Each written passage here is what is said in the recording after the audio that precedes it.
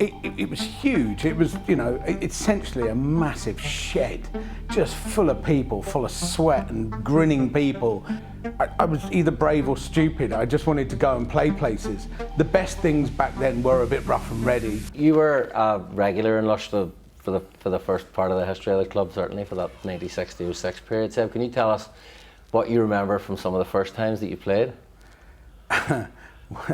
When you ask what you remember from Lush, I think the first time was just, it was huge. It was, essentially a massive shed, just full of people, full of sweat and grinning people, and just a great sound system. The DJ box was in an awkward place. It was right in the middle. It was like in a cage. It was something out of Blues Brothers. You're thinking you're going to get stuff thrown at you, but it was good. You know what? I think the best things back then were a bit rough and ready, and they were a bit like, right, we're going to put 2,000 people in here, and we're just going to have a great night. And I think Lush kind of encompassed that and got it right. And there's a reason why it lasted so long. Okay. We didn't get, Northern Ireland for various reasons in the mid-90s and before that wouldn't have got many people who weren't from here coming over and playing. Before you started to come over here, did you have any reservations about coming over at all?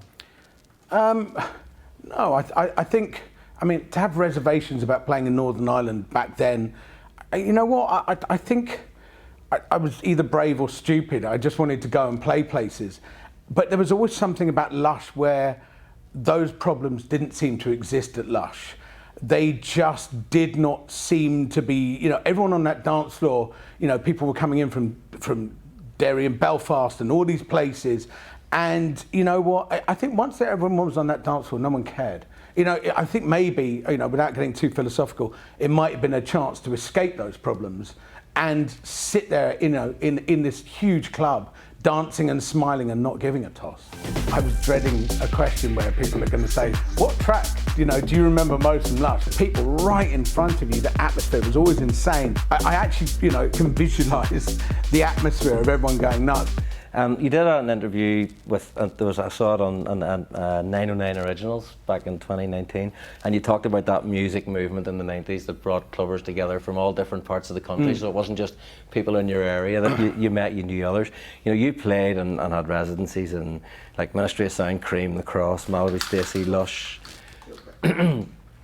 What did all those places have in common that made them sort of special places to play? I think when you're talking about that movement where people from all over the country, were going to all of those big clubs, I think what they had in common, was perfect timing. They had perfect timing.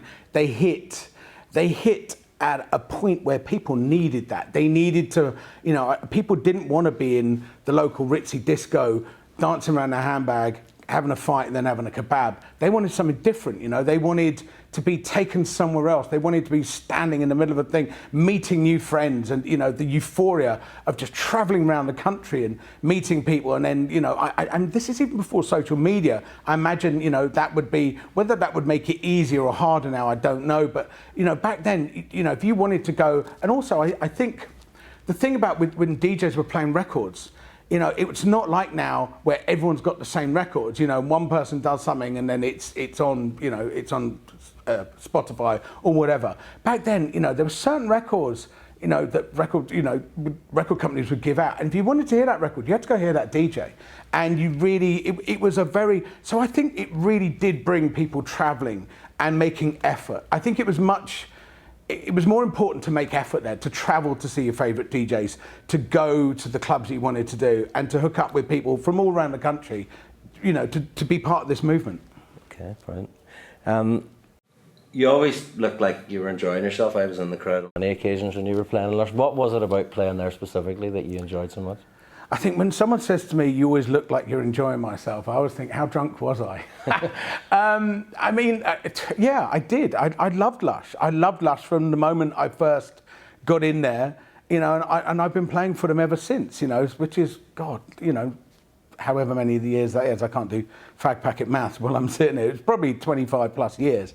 And you know what, I just always got on with the guys, and it was just nice. It was, when you're traveling around the world and you're doing so many gigs, when you have something like Lush in, it's almost like you're coming home a little bit, you know, particularly because I was made to feel very welcome by the crowd, and I had a lot of really good support from the crowd at Lush.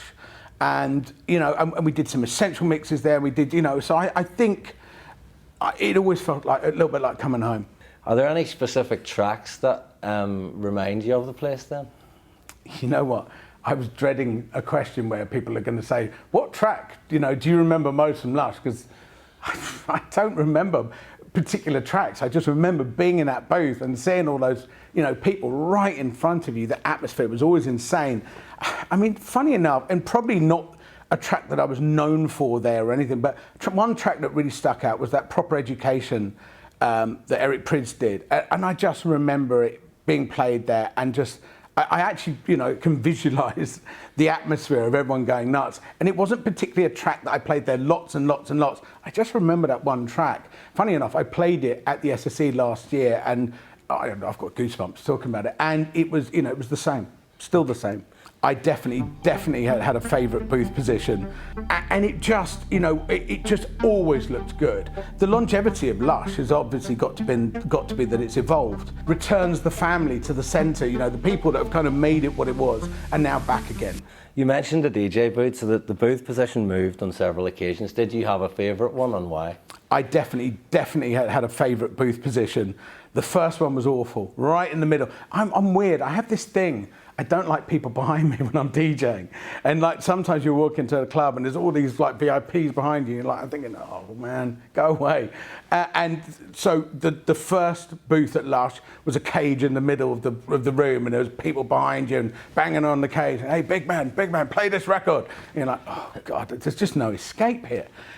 Then it kind of moved under the balcony. That was the best. That was the one. And what was quite funny, it was like kind of standing in like an old, like World War II pillbox. You could kind of see it like a slit, a little window of the madness that was going out under there. But because you had quite a low ceiling yourself, and it just, you know, it just always looked good. Whether it was the busiest night known to man, or, you know, the odd night that wasn't so busy, because everyone was in front of you, and it was just awesome.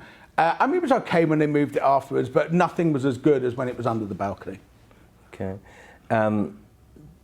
You talk about Malibu Stacy in that 909 article on how it was that 800 capacity club with 2,000 people queuing around the door every Saturday night, and you know, it ran for 4 years, which, as you said, you know, it's a long time for London where things tend to change. What was it? What do you think it was about Lush that allowed it to go on for 25 years? I think, you know, when we were talking about the Malibu Stacy thing and it lasting 4 years, that being a long time in London, it was slightly different. It was a very London kind of trendy club, and I always think the trendier something is, you know, that it kind of and then pops, you know. And a lot of clubs do that in London. The longevity of Lush has obviously got to be that it's evolved, but okay, so they've evolved. They've obviously got to go to a younger crowd because the older crew aren't going out every week. However, doing things like that kind of brings all the older crew back. It kind of returns the family to the centre, you know, the people that have kind of made it what it was and now back again. But you know what? I love it here. You know, there's nothing. I don't really want to sit there DJing to a load of old people. So when I'm seeing 20-year-olds and with their parents, and, you know, a load of kids on the dance floor. Funny enough, you know, I know there's been a bit of revolution for the older clubs going out again, but I've noticed more than ever, more kids at these things now, because they're loving the atmosphere at these things. And, you know, I fully welcome that. You know, I think we've still got this burning desire to go out and throw some shapes, and it was all about the weekend. It was all about what you're going to wear, what you're going to go, where you're going to dance. You came and played at the One More Time event at the Tented Village there last year. And I mean, I was at them as well. Why? I mean, and that was full of all the old Lush heads from the 90s around the place. I remember walking in and thinking, okay, there might be a few more stone on you and a few less hair than you used to have, but I remember you from in there.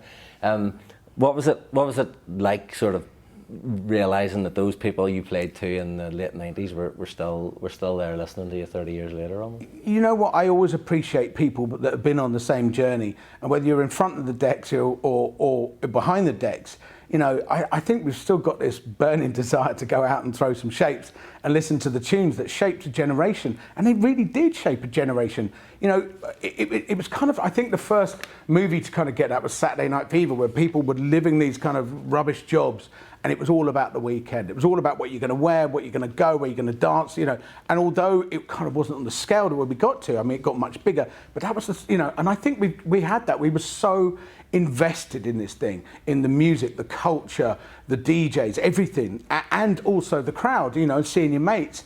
And I think, you know, I think some people just don't want to let that go, and why should they? You're about to go on here at the classical event, you know, and play in this arena, and then when the orchestra's coming on later. I mean, it's not the first time you've been here. What is it about this event that you enjoy so much? I think what I like about this, you know, I've already touched on the fact that you've got 8,000 of your close friends, you know, and that's kind of what it feels like. But also, just the sheer immense size of this room. You're standing there, and the production is fantastic. They put on such a good show, and honestly, it's a really special thing. You know, I think they do this better than most. Okay, and last question then. If someone asked you for 3 words to describe the Lush crowd, what would they be? 3 words to describe the Lush crowd. Well, if I'm swearing, it's totally fucking insane. I mean, there is no other way. But if I have to pare it back, 3 words, Lush crowd, totally bloody insane. I mean, awesome. Great, brilliant. So thank you very much. Cool.